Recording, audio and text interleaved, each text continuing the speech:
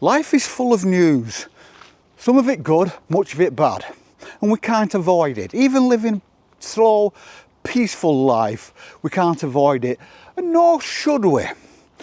We're not living detached from society, detached from the norm. We're just taking ourselves out to one side just to try and minimise the stress and the clutter that conventional life brings. Now, I think we're all aware in the UK and across the world of events that have happened over the last week and continue happening now in this country.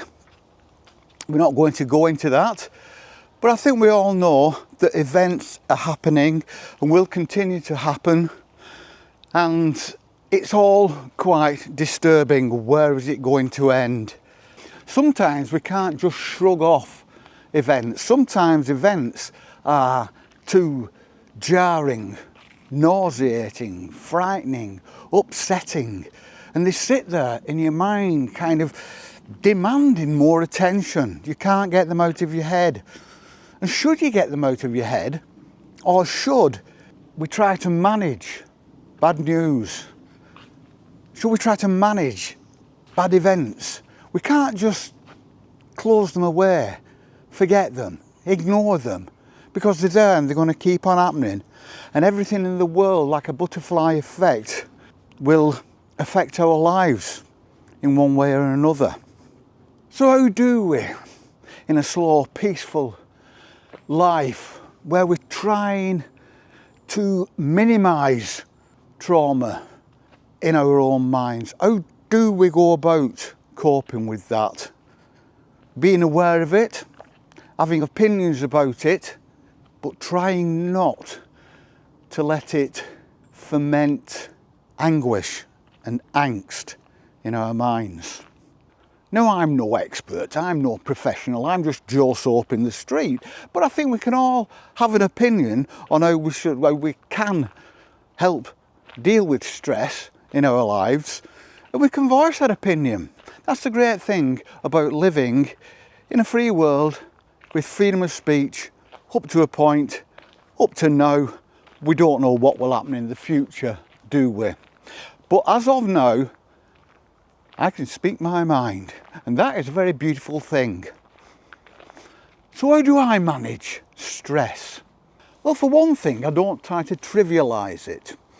I think most events that happen in the world are affecting somebody somewhere, and I think to trivialise it does those people an injustice. I don't think we should internalise things. I don't think we should internalise our feelings at all. I think we've got to let them out.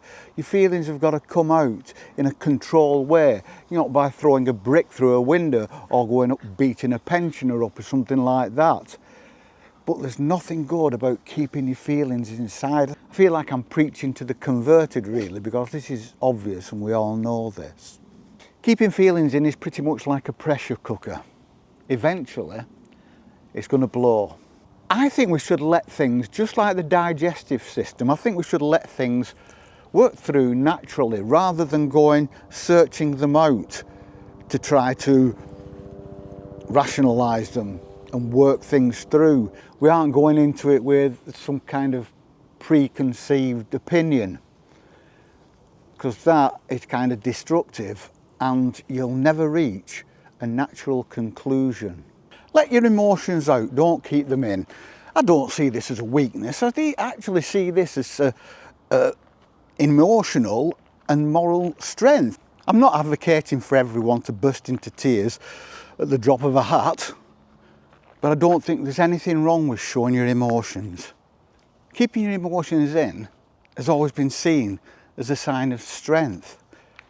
But keeping your emotions in, I've seen it so many times, and I think we all have, where people keep emotions in, then they internalise them, then they get angry with themselves, angry with other people, angry with the world in general, and it internalises itself so much that eventually it comes out as violence, verbal, physical, unhelpful.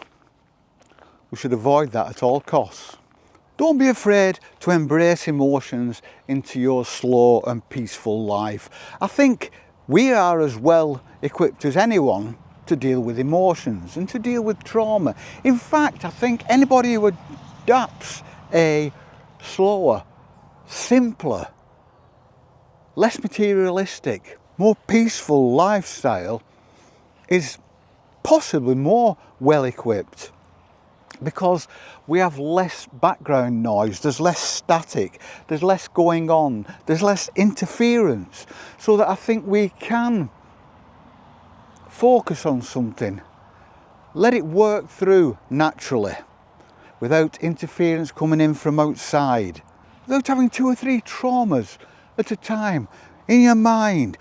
What's happened in the world? What happened yesterday? Oh my God, who's doing this? Who's doing that? What's happening? Where are we going?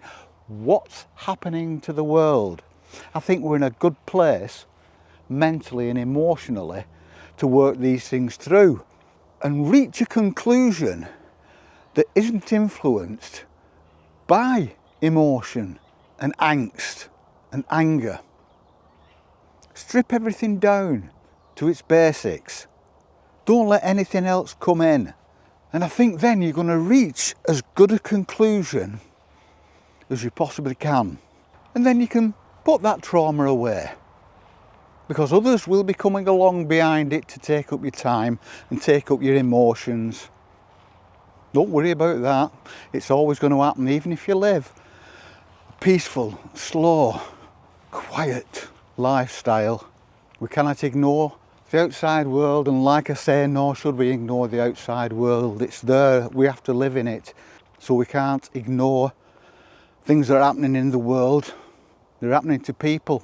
Let's not do those people a disservice by ignoring things that are happening around us. Now, I got a lovely email off somebody yesterday because I hadn't posted for a few days, and I hadn't posted for a few days just because life gets in the way. For some reason, I have hospital appointments, dentist appointments. I've got an appointment this afternoon and they all came at the same time, and that's never happened before. And it's a bit, I like spacing these things out, really. But I got a lovely email off somebody just saying, oh, I hope you're all right. You've not posted for a few days. There's a lot of things going on, specifically something that's happened over in Southport, near the coast, quite near me, which I think has really upset a lot of people, and rightly so. But he said, yeah, I'm fine. And wasn't that beautiful? Wasn't that wonderful? What great subscribers I've got. What a great little community we are turning into when we can reach out to each other. And I've said this so many times. Reach out to each other. Talk to each other. If you've got a trauma, I've noticed this in the comments. People will say something. I'll post a video and then people will say, oh yeah, this happened to me, I had this trauma, blah, blah, blah. This is happening at the moment. And then people jump in, offer advice, offer help, just offer a shoulder. And I think that is absolutely wonderful. And I hope it carries on. And I think I'm very, very lucky to have such great subscribers. So thank you very much, everyone. Now, we are going to make our way back to the car now, because I've got an appointment. But I think that is the last for a while. Wow, peace. Away from doctors and hospitals and things. And then I can just get on with living me slow, peaceful, quiet, undisturbed, fabulous, beautiful life. We shall see you all on the flip. Peace and love.